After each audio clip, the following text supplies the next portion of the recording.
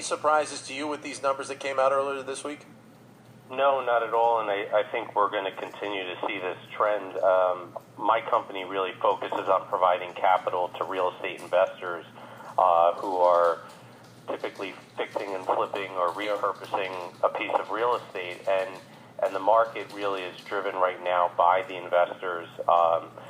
The millennial generation is certainly been slow to step into the market of home ownership, and a lot has to do with, obviously, as Sam mentioned, the ability to put money down, or just their lifestyle. And, everybody, you're seeing a lot of trends where everyone's moving back into the cities, and there's a lot of capital flooding the rental market. So I see that continuing to remain strong. There's a lot of money available for the apartment sector, and I'll continue.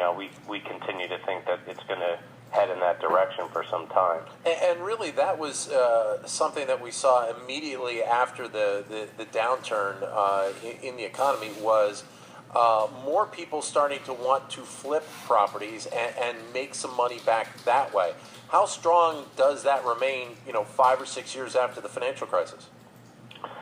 I'll say this. In the last year or two, it's been extremely strong. I think that it's almost getting a little frothy now that everybody's trying to get into that space.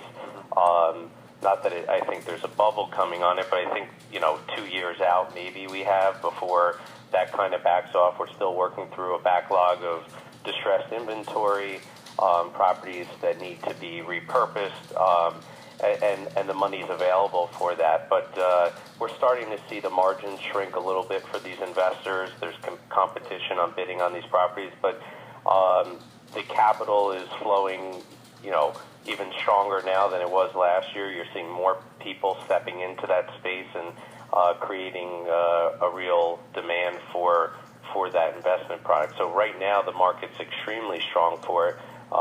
Looking out, over the next 2 years, I think it's going to eventually taper out because the margins, if they continue to get smaller and smaller, there won't be profit for these guys to make. And then the bigger issue is, if the investors stop buying and the home ownership is going to pick up, are there homeowners to absorb these properties? It can't just be fueled solely on the investor as the end buyer. Right, and I'll throw this next question